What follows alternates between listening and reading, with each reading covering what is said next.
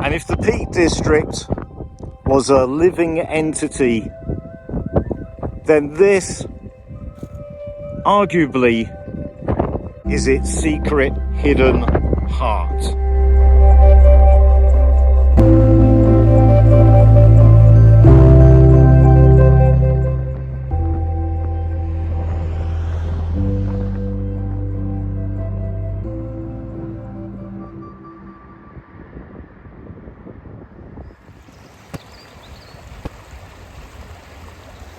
Good morning from the beautiful Peak District.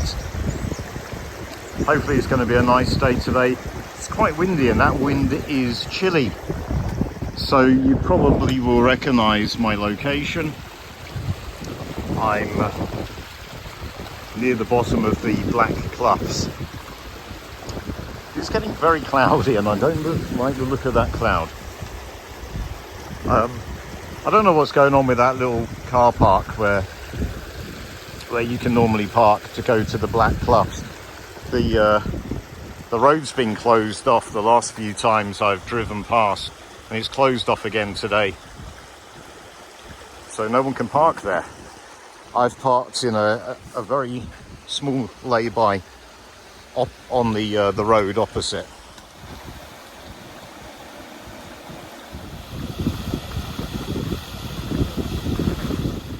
There's very little water flowing today. It's been so dry recently. I'm going up the track along the upper side of Blackluff.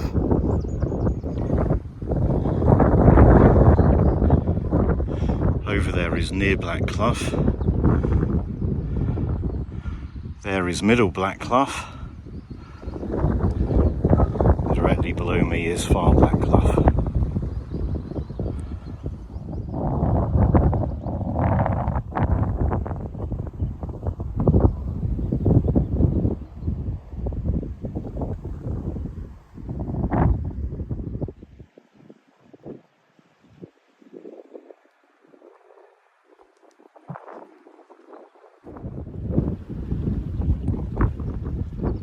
Today's walk is, well, it has one purpose really, and that's to go back to a very special part of the Peak District, a very special area in the Peak District, somewhere I have been in before, but only once. I passed through it once, and then on many occasions I've seen it from a distance and looked down into it.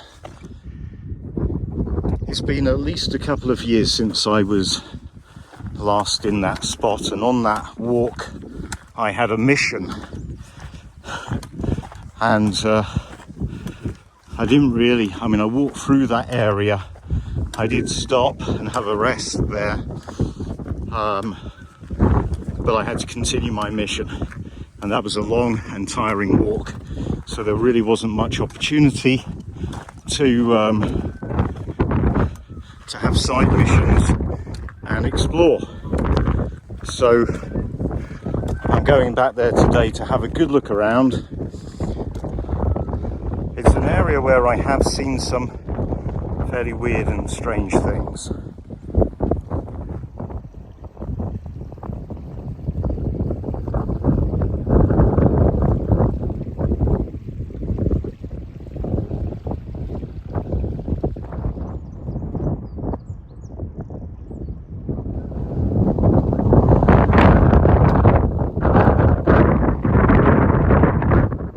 This path I'm on is usually really boggy, and today it's completely dried out. In the last couple of days there's been a serious big wildfire in the Goit Valley area, and although it's not so warm today and it potentially could rain, it's very windy, so if there was a fire today, that wind's going to spread it.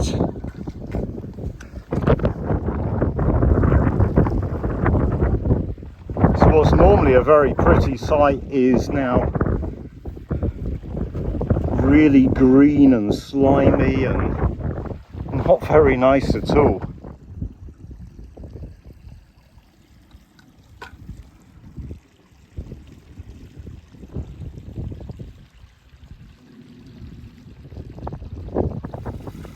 The path that goes up here splits back where the bridge was. So you could cross over the bridge, go up the other side, and then follow it along the other side. There's a row of grouse butts. And at this point, this is where the two paths reconnect.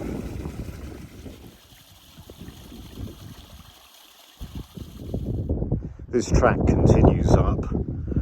Eventually gets to Blackluff stones, but I'm going to turn off at this point. So far this route will be familiar to anyone who's watched my video where I went to the Barrow Stones and the Grinner Stones, and the Barrow Stones are just over there. But this time I'm not headed to the Barrow Stones.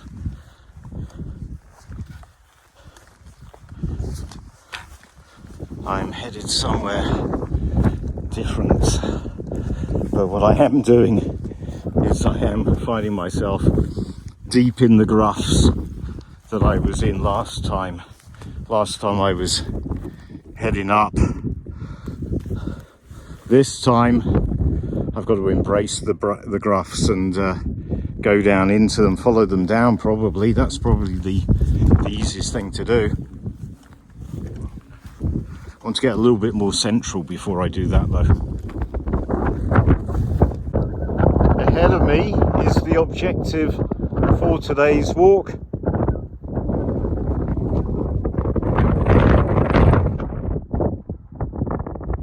Over there you can just see the edge of the Barrow Stones. And this is Swains Greave. And if the Peak District was a living entity, then this arguably is its secret hidden heart.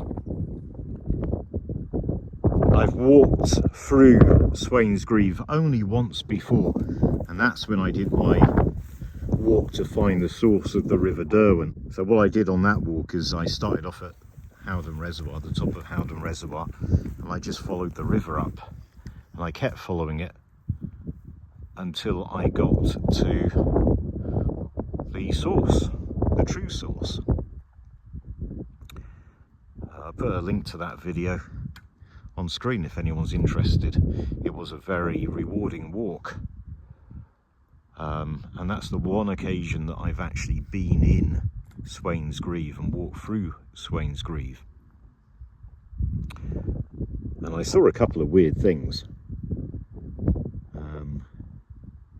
I was on a mission, so I didn't really have time to hang around or explore or anything like that. So I've been wanting to come back ever since.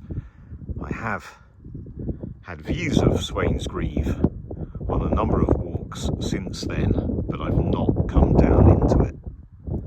So that's what I'm doing today. Swains Greave is this pretty big, shallow bowl.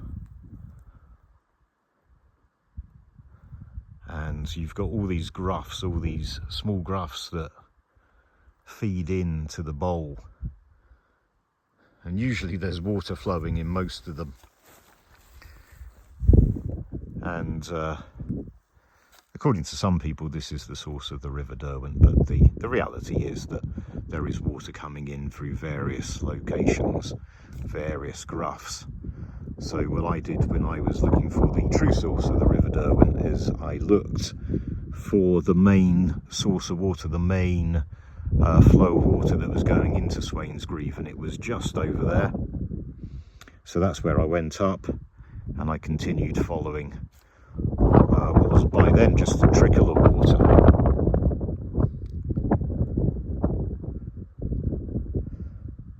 but to many people this is the source of the River Derwin.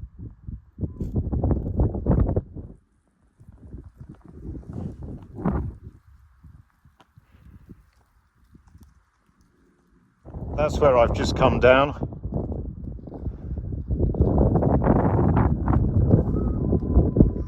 And I'm now in Swains Greave itself. And now I'm not sure, this could be glacial.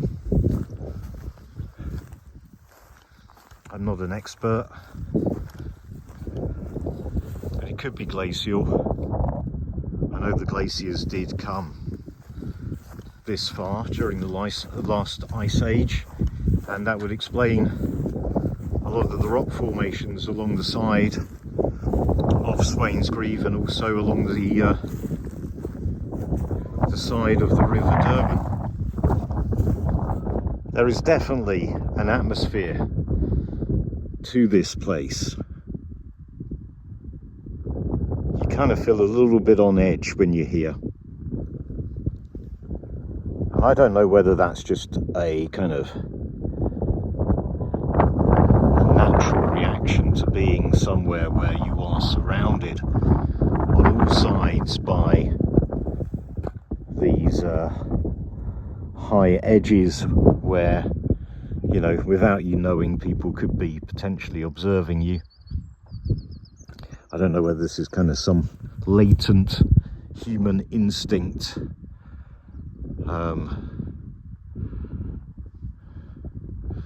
of self-preservation that kind of puts you on edge when you're here.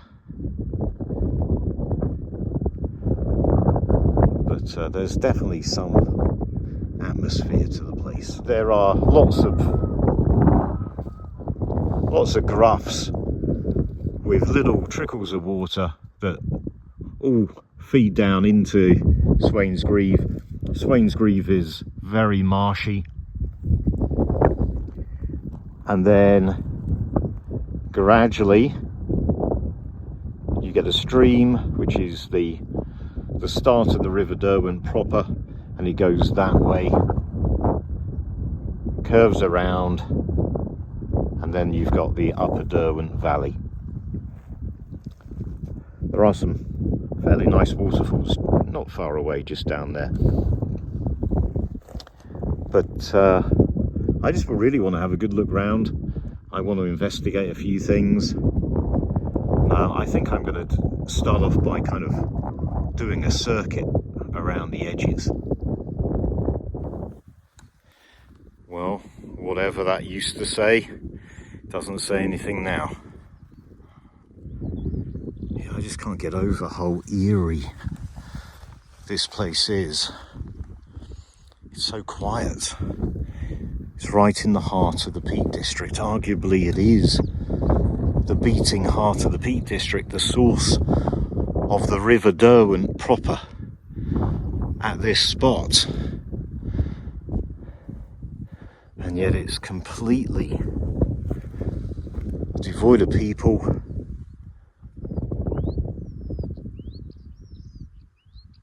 Completely silent, apart from bird song.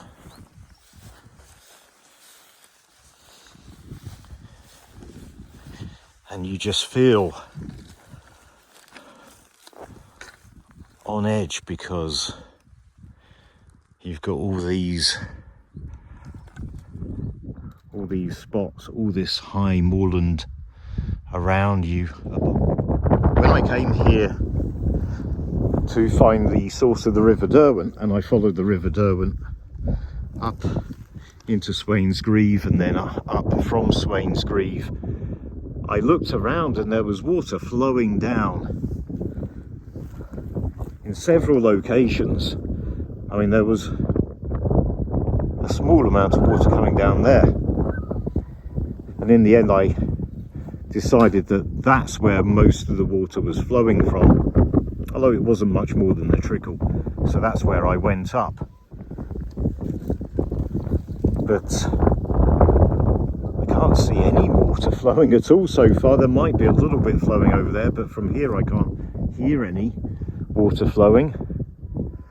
So if today I've been looking for the source of the River Derwent, this may be it, you know, this genuinely may be it, because I don't think there's much water flowing in to Swains Greave today.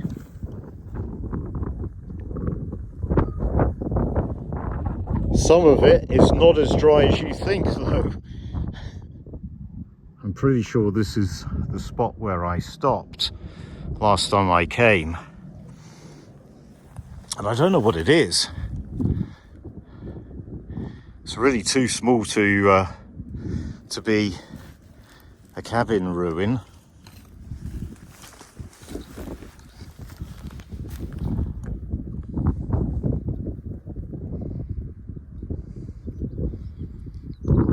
But it doesn't really look like a grouse butt either, and there's no other grouse butts here, at least nothing like this. I've looked on the old maps and there's nothing to indicate what this might be.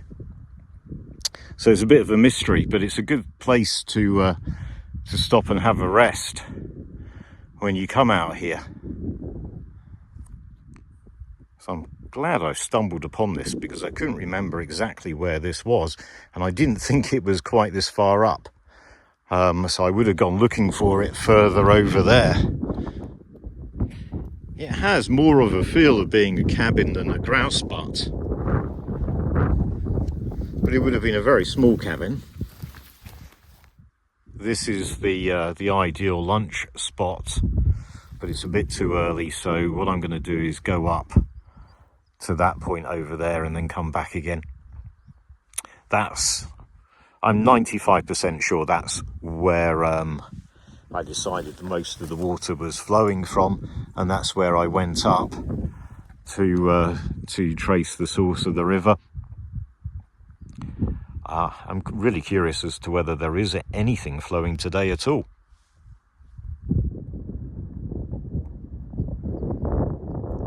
I don't know if you can see that. I can see something white. That first time I came here, I saw, there's no other word to describe them, I saw some UFOs. They were UFOs in the literal sense, in that they were unidentified flying objects, or airborne objects anyway. Not sure if you could describe them as flying as such, but I think they were balloons of some kind, possibly weather balloons.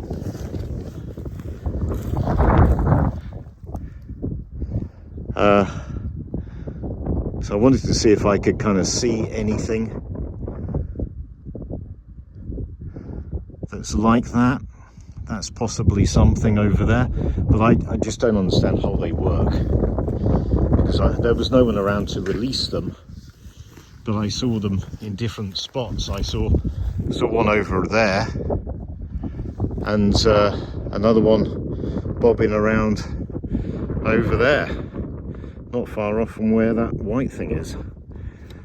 So I don't know how the technology works, but worth a look. So my plan is to have a good look around this area and to check out potential weather stations, etc., over that area on the way back.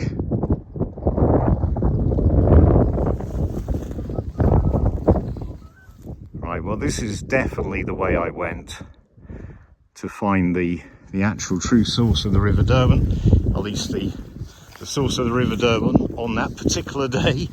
I make no claims for anything other than that particular day, but you know what, I don't think there's anything flowing whatsoever today. I'll get a bit closer. Here we have it. There is no water flowing out today.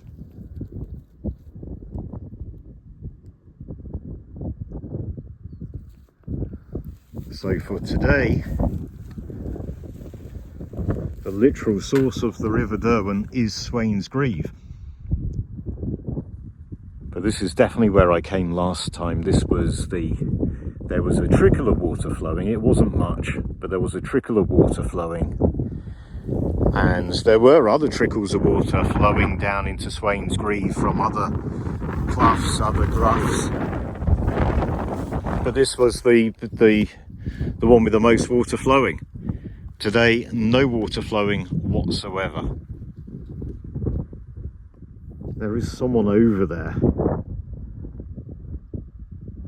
Someone walking. But yeah, this is what I mean. Could be observed without knowing, without realizing here, so you kind of feel exposed and vulnerable here. Kind of puts you on edge a little bit. Back here, definitely too small for a sheepfold, much too small for a sheepfold, so it's either a very small cabin, quite a substantial solitary grouse butt, but I don't know. I'm going to go for cabin, but I don't think it's on any of the old maps. I did go looking for it on the old maps before coming on this walk, but I misremembered exactly where this spot is, so I wasn't quite looking in the right place, but I didn't see anything anywhere else either, so I don't think it is on the old maps. Anyway, it's a little bit early for lunch, but not too early, so I will have lunch now here.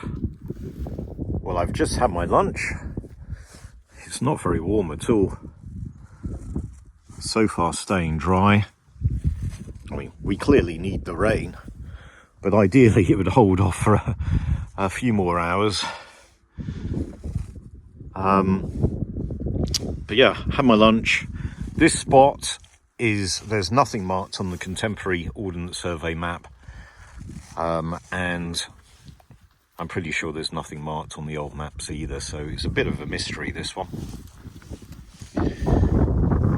Talking of mysteries, I've not noticed anything weird or strange whilst I've been eating my lunch. I'm going to head off in this direction and see if I can get some answers about those weird flying objects, unidentified flying objects I saw previously here.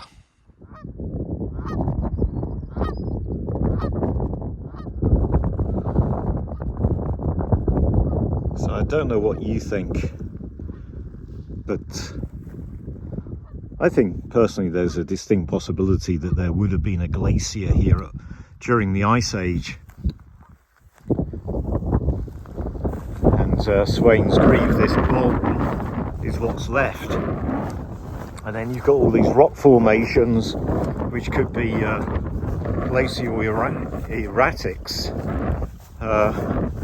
Anyway, put in the comments if you agree or disagree with that possibility. Look at this. There is water coming out of the peat, and then the peat's all collapsed. But it's probably a stronger contender for this being the source of the River Derwent right now than anywhere else. For today, at any rate. So I'm kind of coming out now, making my way out. Over here is the course of the River Derwent, although it's really just an area of marshy land at the moment. It would be interesting to see at what point it kind of properly starts flowing, but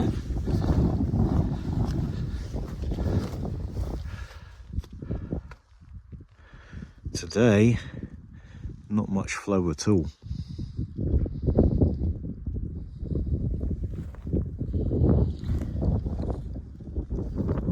I think I want to head over this way, check out a few things. In my opinion,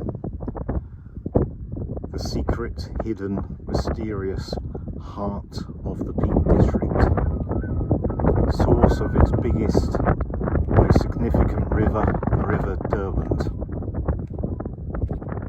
I thought this might be something to do with a possible weather station or those balloons that I saw before.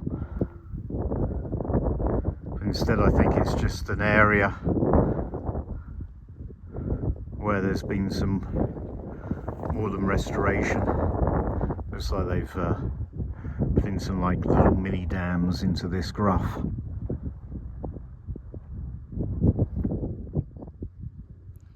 So when I first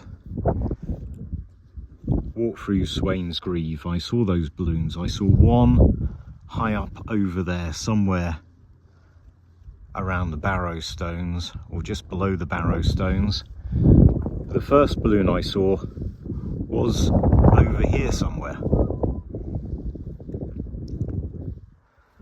And although I've not been back in Swains Greave since that occasion, there have been a few occasions where I've been fairly close by and I've had views down into Swains Greave, and I've not seen anything like that again since. And there's nothing today. So I'm guessing that mystery is going to remain unresolved. Those UFOs are going to remain unidentified.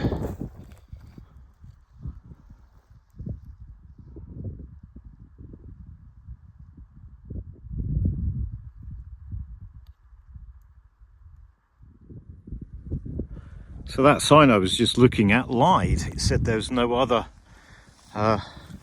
hazard tape or work site, or I can't remember exactly what it said now. It said there's nothing else in the area, but short distance away and you got this.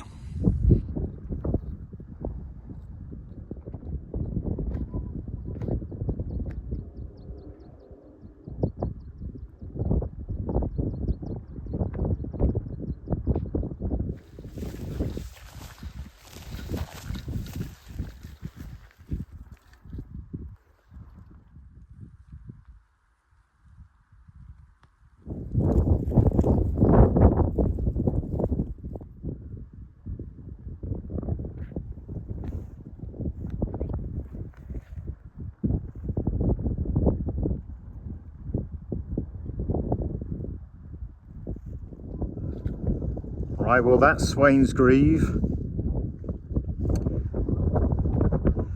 The very beginning of the River Derwin proper kind of runs down here. There's a sharp bend and then it continues on down the upper Derwent Valley. Over here are the Dean Head Stones.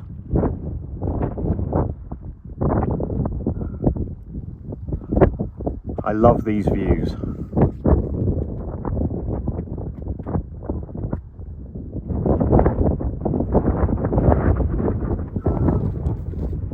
Over here we have the Dean Head Stones.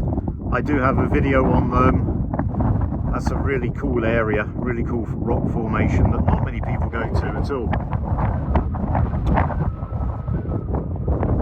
The upper Derwent Valley, absolutely spectacular.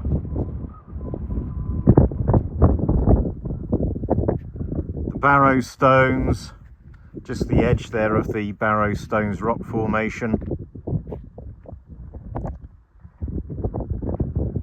and then Swains Greave. In the distance over there we've got Blackluff Stones. Usually this is just completely peat boggy, and I think last time I didn't even climb over the stile. I climbed over the fence because you couldn't really get to it because of the peat bog, but today no problem at all. So we're going to climb over the stile and then we're going to go down Far Small Claf. You don't actually need to cross over the stile. The path goes along that way, but it all joins up together. This is Far Small Claf Head. I've been here a few times going up and down. It's always a difficult spot to get through because it is so boggy and marshy. Today it should be a lot easier, but even today it's not going to be, you know, it's got running water still. Far Small Claf isn't the most interesting Claf in the Peak District, but the path along the side does make for quite an easy, straightforward route, he says. It does make for a fairly straightforward, easy route to get up to what is a very remote area of Blackluff. I did a number of walks here early last year where I was trying to work out a way of opening up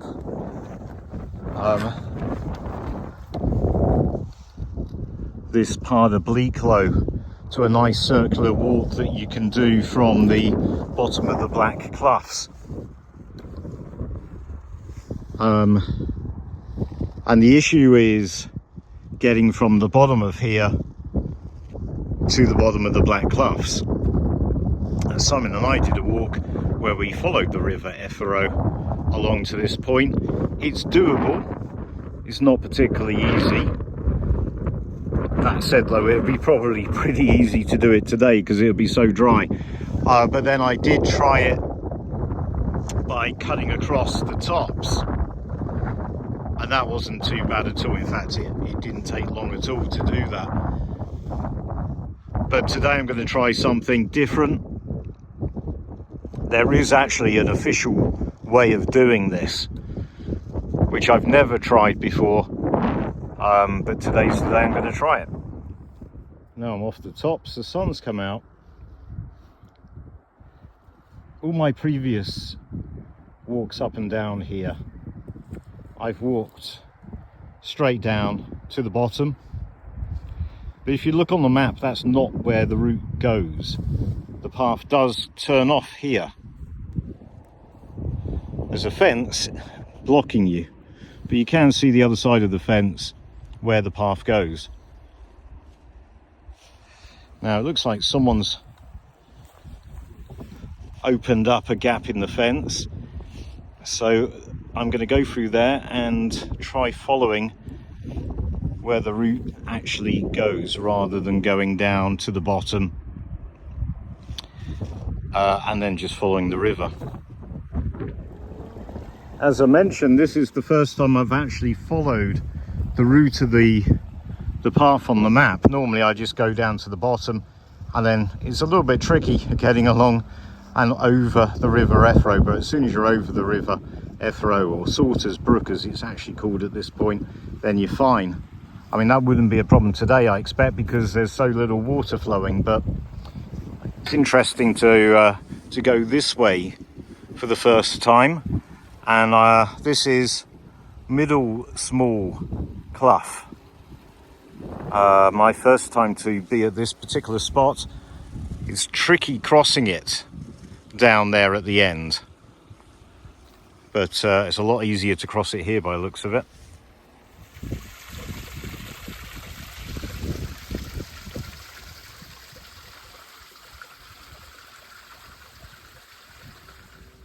It might be worth coming back when there's more water flowing, but I don't think Middle Small Claf has that much to offer really.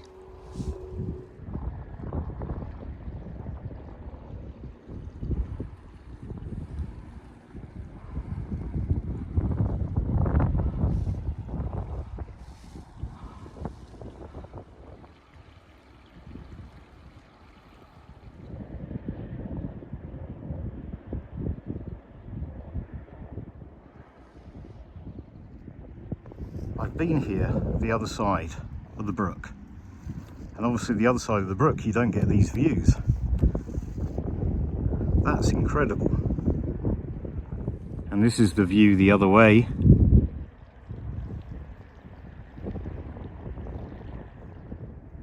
Again, somewhere I've been a number of times, but I've never seen it from this perspective, and it looks incredible, all lined up like that.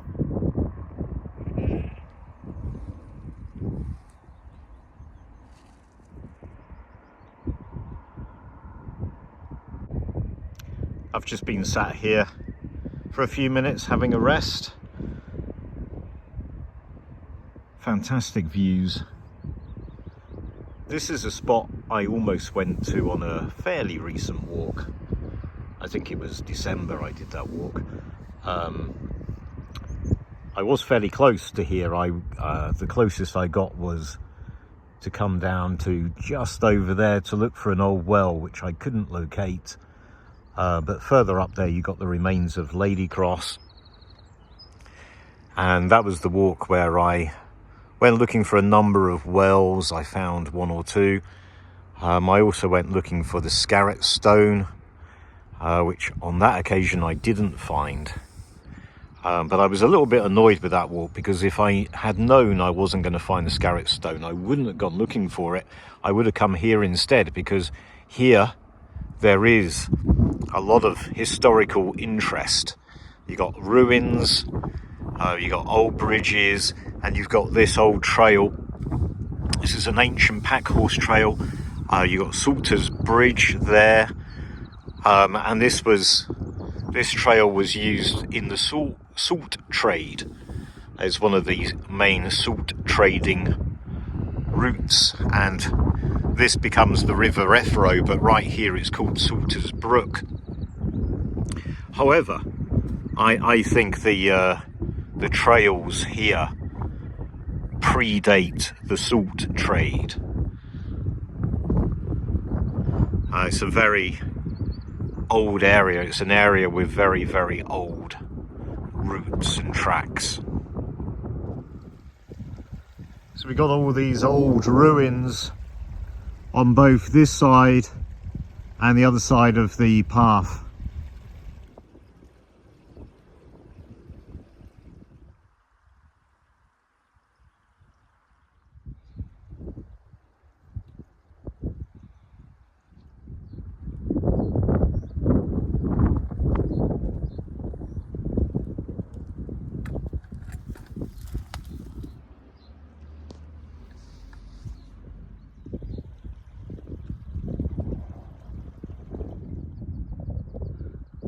Can't make out what that says.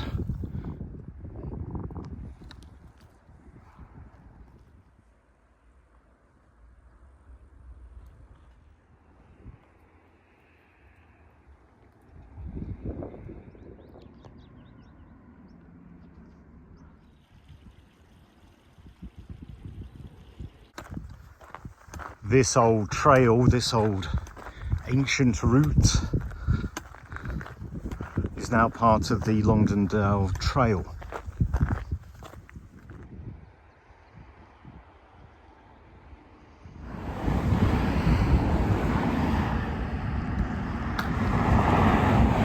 That's far small Claf that we came down.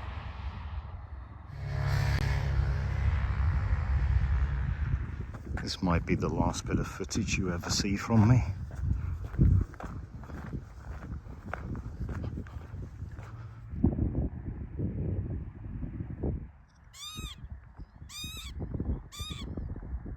Look how pretty the Blackluffs are with all their trees. At one time, all of Blackluff and most of the Peak District would have been wooded like that. Just seen a bunny rabbit, not a mountain hare, a rabbit, but it ran away before I could film it.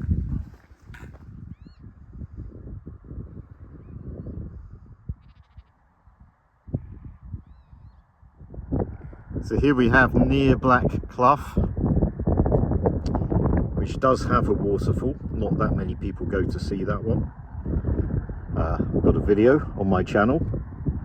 And then here we've got Middle Blackluff, which has the waterfall that everyone does go to see. That is pretty spectacular. And then we've got far Blackluff, which is where I went up today. Where I'm stood right now is literally directly above the Woodhead tunnels. I need to go down this way, but I'm going to walk this way a short distance just to have a look and then come back.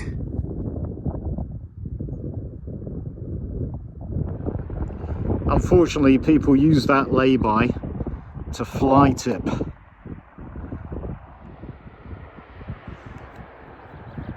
Just there are the openings to the Woodhead tunnels, which go this way. But there is something of interest right there. I'm not sure what that is. I'm guessing it's something to do with the drainage under the road of this brook that comes down here.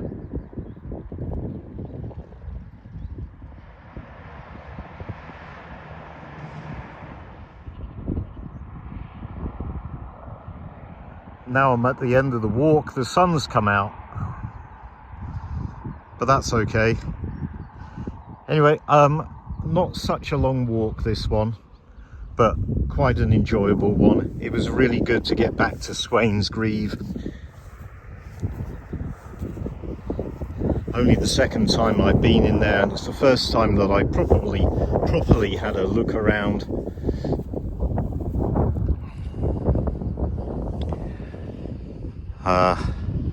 Very dry today.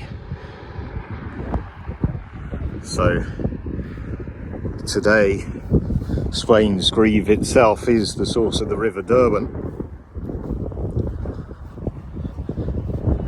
The side cloughs or side gruffs are not bringing any water in today. But it's been a good walk. I hope you've enjoyed watching. Please subscribe if you haven't done so already, and I'll see you next time.